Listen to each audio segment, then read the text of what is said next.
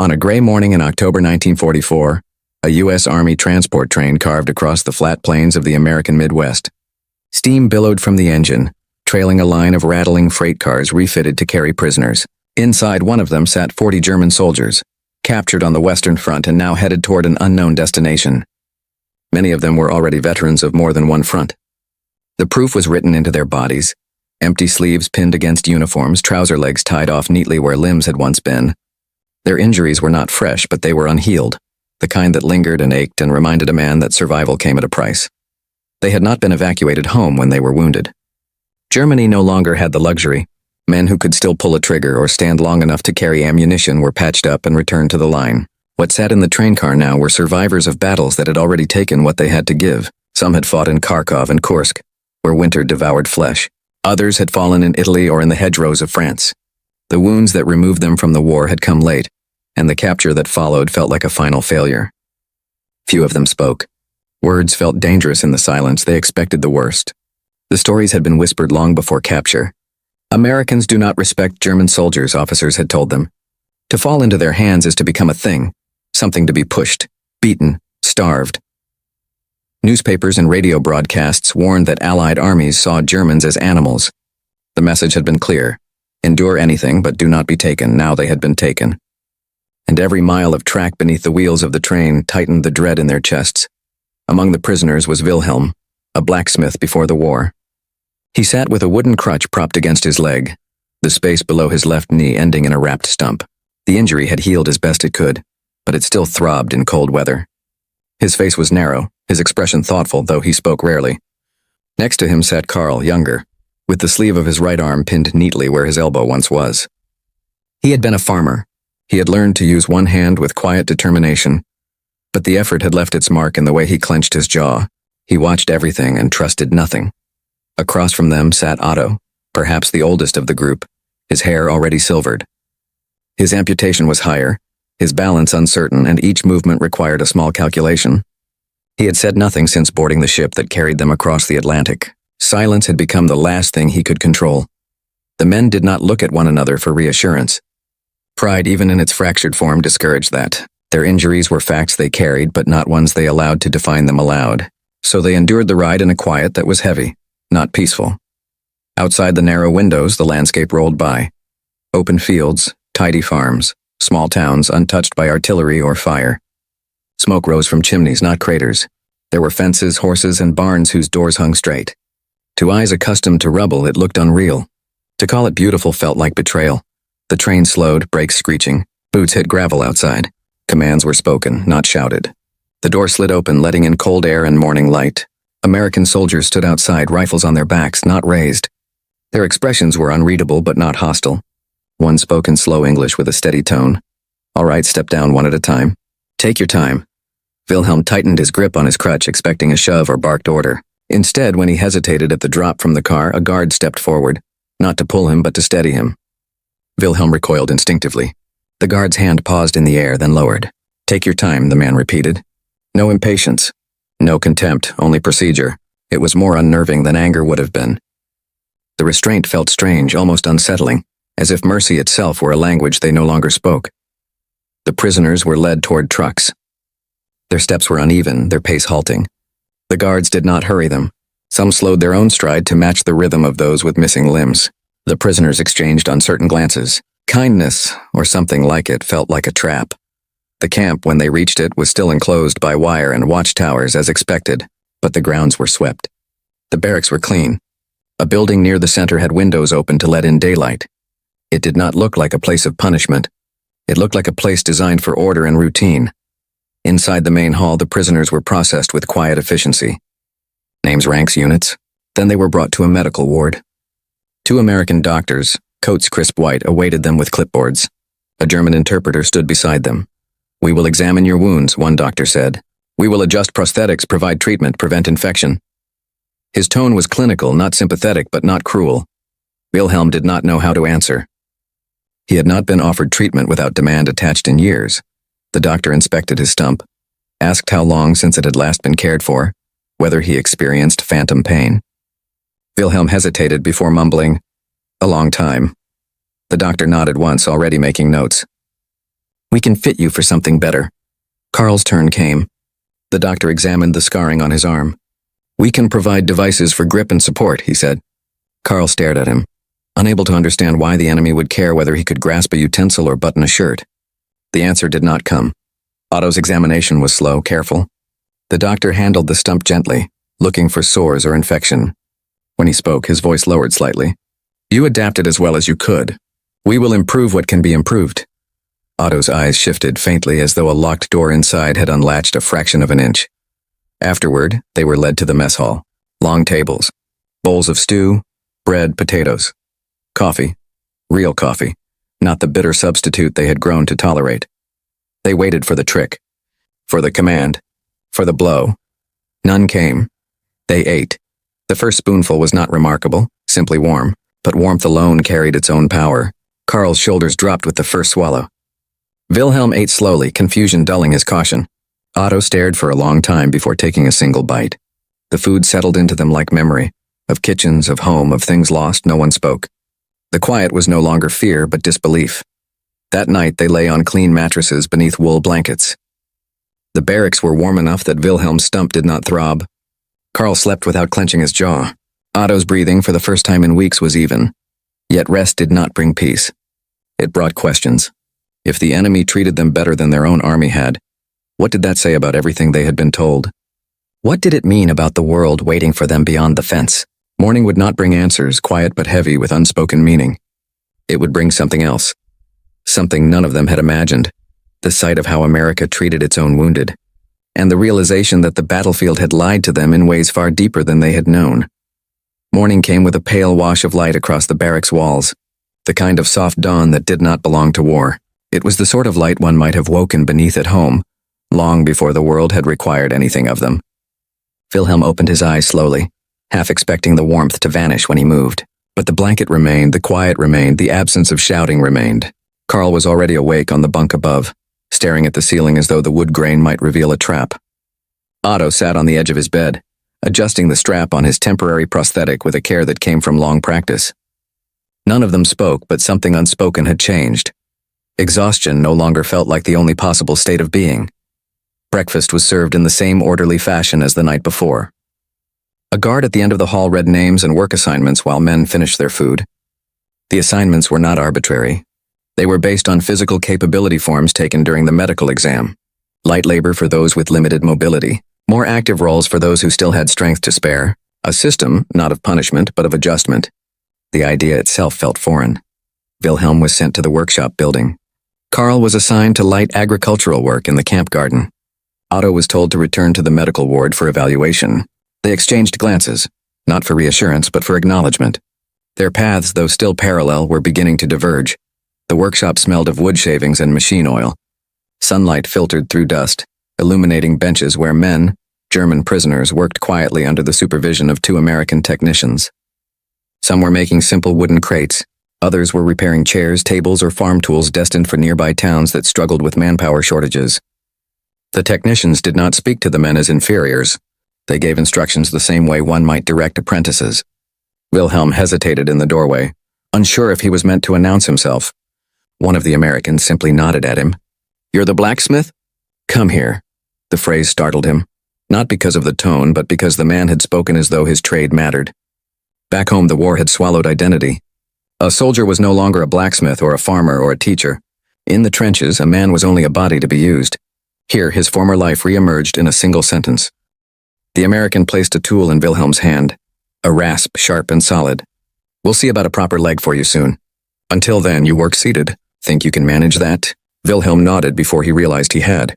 His hands remembered motion even when his mind hesitated. He leaned forward and began to shape a piece of wood, small and precise.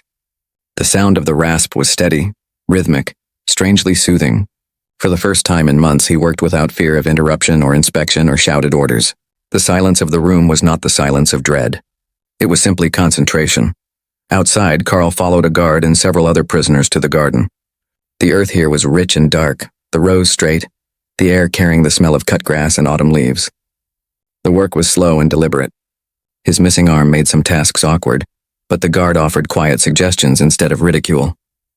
"Use your knee to hold the handle. Leverage helps." Carl tried it, and it worked. The guard did not watch him to make sure he obeyed, but simply moved on to check others. It was the smallest gesture of trust, and it unsettled him.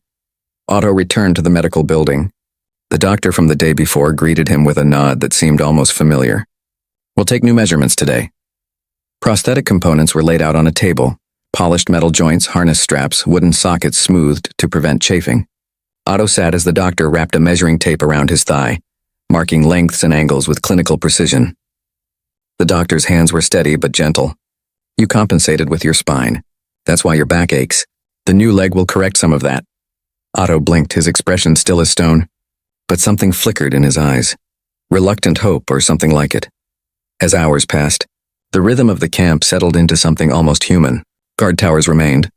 Watches rotated on schedule.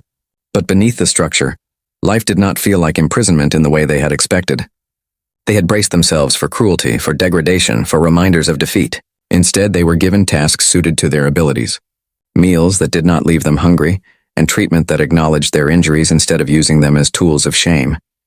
This produced a new conflict, one far more complicated than fear. The mind could fight against an enemy it hated. But how did one reconcile with an enemy who behaved like this? During a break in the workshop, Wilhelm caught himself watching an American technician adjust a prosthetic knee joint. The man worked with a craftsman's focus, checking alignment angles and tension. Wilhelm recognized the posture, the stance of someone trying to make something that would last. He felt a pang, sharp and unexpected, like remembering a version of himself before the war. A version who shaped iron because it was needed, not because it was demanded. He realized with a kind of quiet shock that he missed himself. In the garden, Carl paused to adjust the tool he carried. A child on the other side of the fence, no more than 7, watched him with curious eyes. The child waved. The gesture was small, simple, innocent. Carl froze, unsure how to respond. The guard said nothing. The child continued to watch him, not as an enemy or spectacle, but as a person doing a task. Carl lifted his hand, awkwardly the one that remained, and returned the wave. The child grinned and ran off. Carl stared at the spot where the child had stood, unable to understand how such a moment could exist in wartime. Otto's new prosthetic fitting took most of the afternoon. When he stood with the brace strapped securely, his balance steadied. The doctor placed a hand lightly at his back, not to hold him, but to let him know he was not alone. Otto inhaled slowly, deeply. His first step was cautious. The second was firmer. The third felt almost natural. His eyes remained dry, but his chest rose once, sharply, with a breath that sounded like something breaking open from the inside. That evening, the 3 men gathered again for supper. They did not speak of what had changed, but the change was visible. It lived in small gestures, the way Carl sat straighter, the way Otto rested without bracing himself for pain, the way Wilhelm's hands remained still, not trembling from exhaustion or tension. But the confusion remained. Gratitude was dangerous. To accept kindness from the enemy felt like disloyalty. To acknowledge relief felt like confessing weakness. They had lived under systems where identity was tied to sacrifice, and now they were being shown a world where dignity required no explanation at all. After supper, the prisoners were dismissed to free time. Some played cards. Some read American newspapers with the help of dictionaries provided by the camp. Others simply walked the perimeter fence as though searching for something, perhaps permission to believe in what they were experiencing. The sky shifted to evening violet, the guard towers silhouetted like watchful statues. The camp quieted. And as Wilhelm, Carl, and Otto settled once more into their bunks, the day's experiences circled their minds like slow-turning constellations. They had expected punishment. They had expected humiliation. They had not expected to feel like men again. But the greatest shock had yet to come. They had seen how the Americans treated them. Tomorrow, they would see how America treated its own wounded, and that would change everything. The next morning unfolded with the quiet normalcy that had begun to unsettle the prisoners more than any show of force could. The sky was wide, the air cool, and the camp stirred with a routine that suggested life continued here regardless of who entered or left. But on this day, Wilhelm, Carl, and Otto were led not to their work assignments. Instead, they were told to prepare for supervised labor outside the camp, assisting a nearby town with seasonal clearing before winter. The guard delivering the instructions spoke as though this were simply another task. Unremarkable. Yet the words struck the prisoners with a sense of unease. Outside the fence was possibility, and possibility had always been dangerous. A truck carried them along a gravel road lined with trees shedding their leaves. Gold and rust-colored foliage drifted across the ground in slow spirals. Carl watched the passing landscape closely. In Germany, such roads led to villages scarred by shortages, suspicion, and exhaustion. Here, the fences around farmyards were straight, livestock well-fed, barns unstained by fire. It was the difference between a nation under collapse and a nation supplying armies across oceans, while its fields still thrived. When the truck stopped, they saw a small town, quiet, modest, but intact. No rubble, no shell holes, no families huddled in ruins. The first sound they heard was laughter, children playing in a yard behind a schoolhouse. The shock of such a simple, normal sound left Wilhelm momentarily still. The guard motioned them to unload tools. There were fallen branches to gather, fencing to mend, winter supplies to stack, practical tasks, familiar ones, the kind that once belonged to life before armies defined them. As they worked, townspeople passed by at a distance. Some watched with guarded curiosity, others with unreadable expressions, but none with the hatred the Germans expected. One elderly man, leaning heavily on a cane, pointed out where a tree limb had fallen across his property. The guard relayed the request, and Wilhelm and Carl moved to saw it apart. The old man did not look afraid of them. He simply watched, as though observing anyone performing a job he himself could no longer do. Otto, steadying himself with his new prosthetic, joined to help lift the wood. The old man nodded once, not in approval, but in acknowledgement of shared effort. That single gesture unsettled them more deeply than hostility would have. Later, during a break, the prisoners sat near the town square while guards kept an unobtrusive distance. A small crowd was gathering around a bandstand. Decorations hung from lampposts and banners with American flags fluttered in the breeze. Wilhelm frowned, unable to decipher the purpose. The guard nearest them spoke quietly, as though stating something commonplace. Veterans Day Parade. It's for the soldiers who came home. The words hit like a stone dropped in water. Soldiers who came home. Not soldiers hidden away. Music began. Brass instruments, steady and bright. Then the procession arrived. Men in uniform marched, some young and whole, others older, with canes, braces, missing limbs. The crowd applauded as they passed. Families waved. Children held flowers.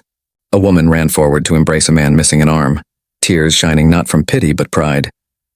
The man, his shoulders broad despite his injury, smiled as though he were not diminished but honored. Carl stared as though witnessing something impossible. In Germany, men returned from the front crippled, scarred, or broken in body or mind, and their presence was a reminder of the price being paid. They were kept out of sight, spoken of only in quiet rooms as though weakness itself were contagious. Their suffering did not fit the image of strength demanded by the nation. Here the wounded were not shameful. They were respected. A young American veteran walked in the parade with a prosthetic leg remarkably similar to Otto's new one.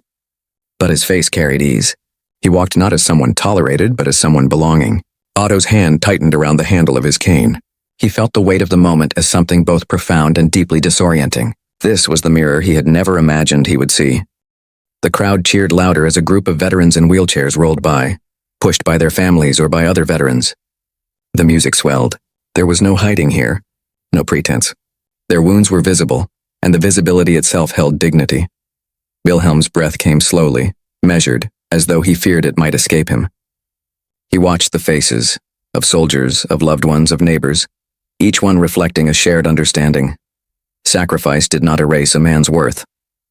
If anything, it was the reason he was honored. It was then that Wilhelm realized the conflict taking shape inside him.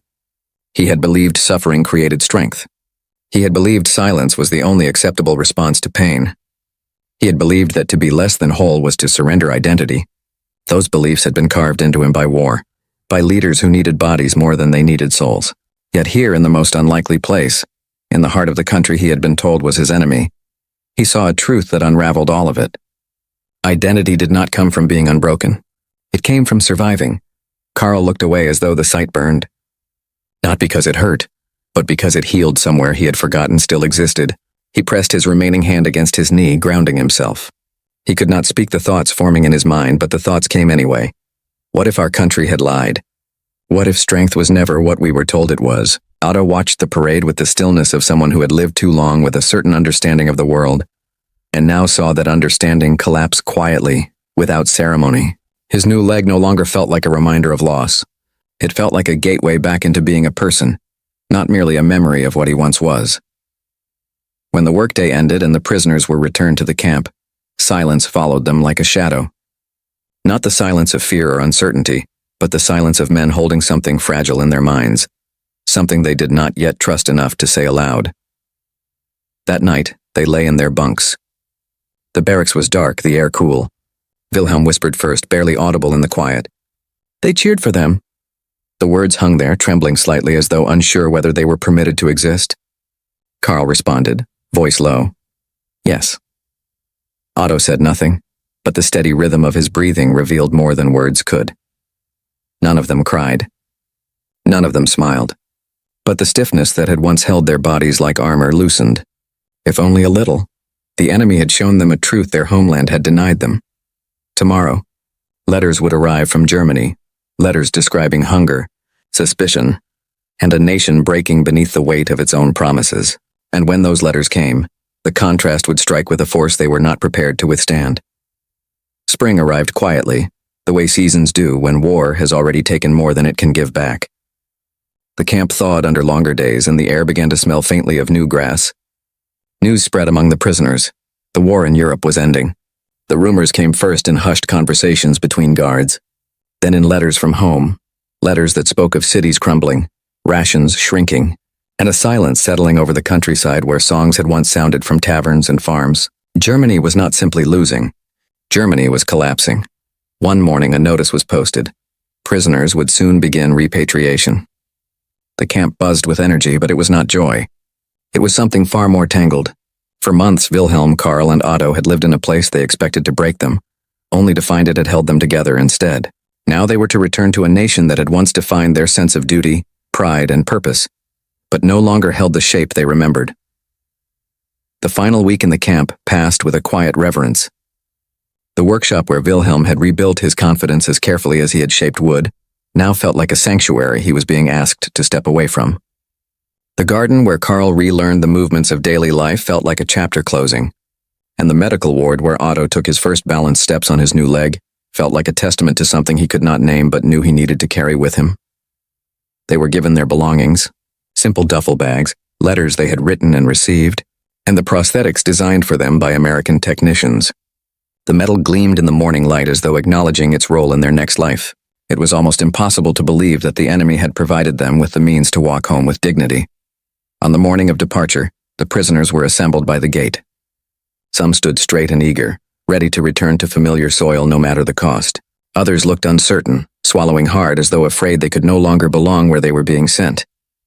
Wilhelm's trembled as though her strength had been spent long ago.